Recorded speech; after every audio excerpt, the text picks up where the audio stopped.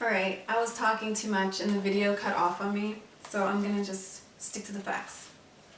Sorry about that. I'm gonna try and wrap up. There's only a couple pages left of this part.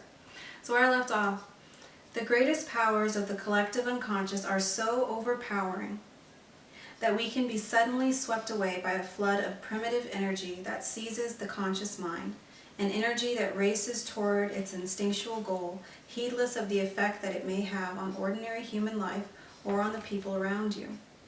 Inevitably, a powerful figure will appear in your active imagination and constellate this raw power drive. It may advise you in the strongest terms to drop all scruples that stand in the way of getting what you want, to drop the commitments and responsibilities that hold you down. These ideas usually produce a dramatic fantasy of asserting yourself, taking control of the situation where you work, having your own way with your family or friends, making everyone dance to your tune in one way or another. When this sort of fantasy gets going, you become convinced that simply laying down the law with everyone around you, telling off those who have stood in your way or opposed you, and doing exactly what you want. These extremes are so attractive because there is some truth, a partial truth, in them. We all have areas where we have been weak, where we've failed to take a stand, both with ourselves and with the people around us. If we have been weak-willed, if we have been pushed around by our own compulsions, bogged down in the usual contradictions of life, it is not surprising that we get a clarion call from the unconscious summoning us to the opposite extreme.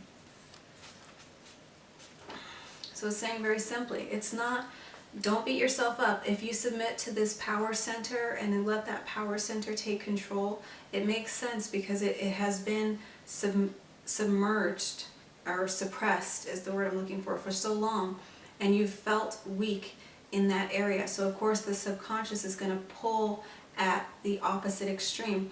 It's just like with people with multiple personality disorders where they surrender a part of their consciousness. Fragmentalization, which is what it's saying will happen if we do that. You surrender to a force that you feel set up is more equipped to handle life than you are. That fragment of that person with multiple personality disorder is usually the opposite or a dominant version of themselves, that they think the ego, the normal regular self, is weak and it gives itself a lot of negative self-talk. People really don't understand how mental illness is truly a part of each and every one of us. It just is in very degrees based on the level that the third eye is open to untap or to surrender to those kind of mental picturings and fantasies, or hearing the voices and all this stuff. So you do it in your own way by submitting to a version that you feel is more equipped to get back or get over on those who've gotten over on you. It's a reactive way of existing. And so you surrender to this more dominant power center, and it's more attractive because it's a partial truth in there.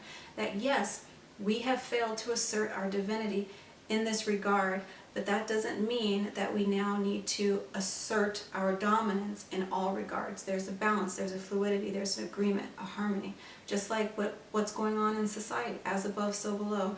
We see as within, so without. The greater society has become so masculine, so male-dominated, that we have this lack of empathy, compassion, intuition, artisticness, coming together in this fluid flow. Everything's straight, rigid, narrow, this way, my way, or the highway, kind of boxed in, boxy.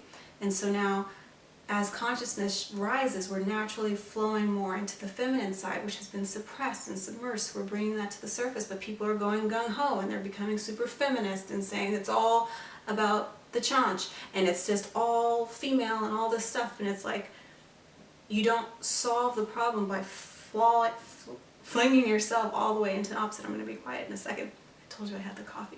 So it's all about balance. You cannot go to these extremes, but be understanding and compassionate with yourself to understand why you might do that.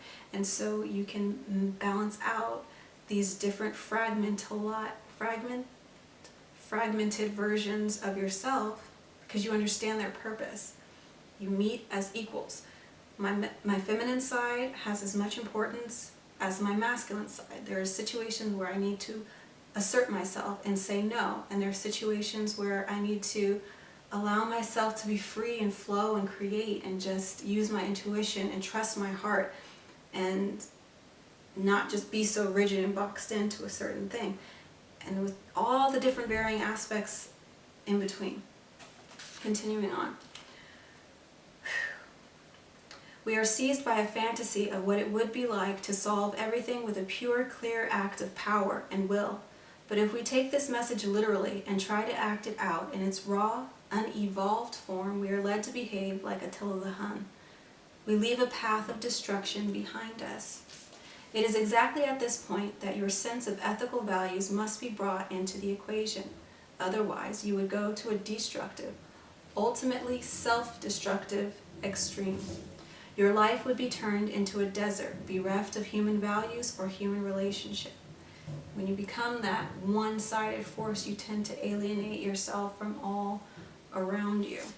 It becomes the crucial task of the ego to answer back, to speak up for human values like fairness and commitment. The ego must ask,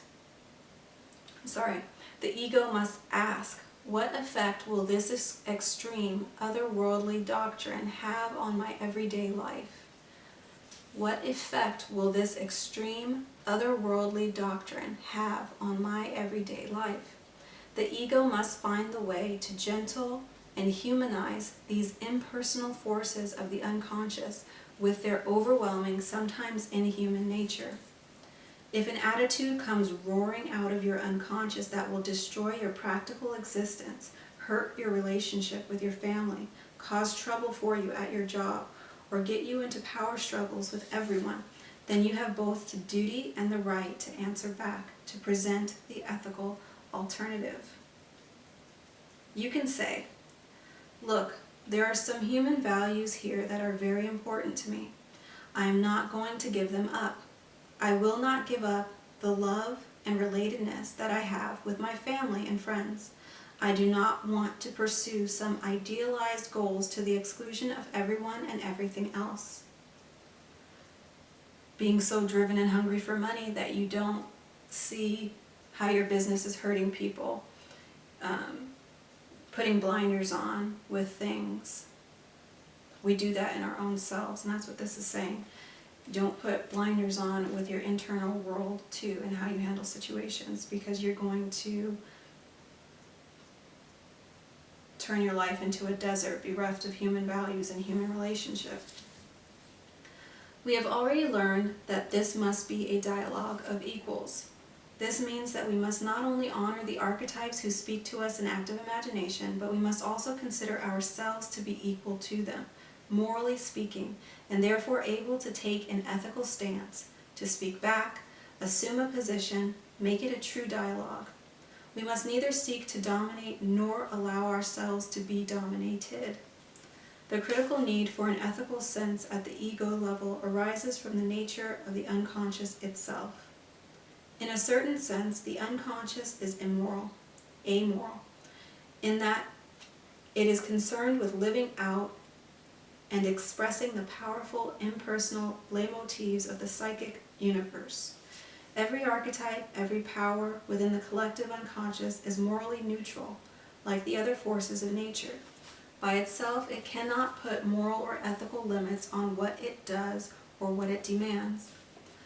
Only human consciousness can take into consideration other values that should be preserved, limits that must be put on this inner demand or this inner voice, so that a balance is struck and life is served rather than diminished. The archetypes burst into consciousness with all the pent-up instinctual power of the primordial jungle, and like wild animals in nature, they can have little concern with human ideas of fairness, justice, or morality. They serve a realm that is close to the instincts. They are concerned that nature be served, that evolution take place, that all the archetypal themes be incarnated into human life. But how that takes place, how much damage it might do, and what other values might be trampled on in the process, with these things, the raw, primitive archetypes do not know how to be concerned. The primordial archetypes can be compared to lions in the jungle.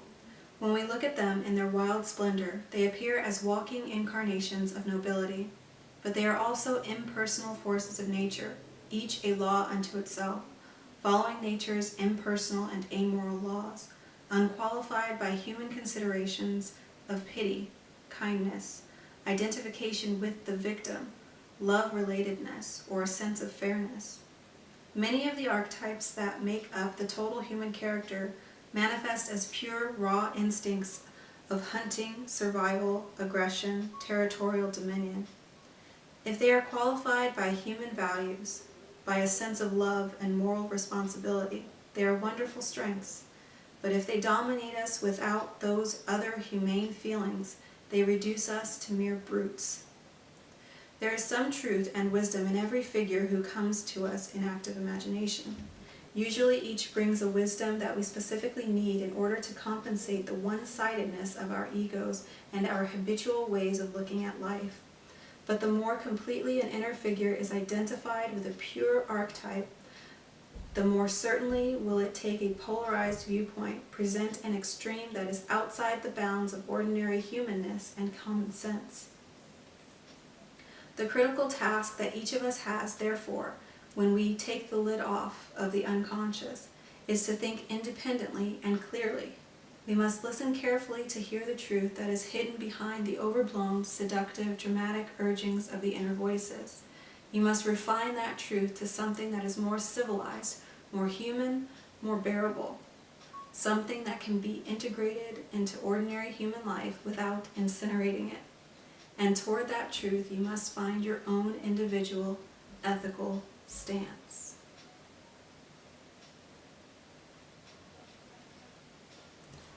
I think this is my favorite chapter so far. Very, very important. Know your values. Take a stance. That's it for this step. The next step, step 4, is going to be the rituals, and I will do that next time. All right, take care. Thank you for watching.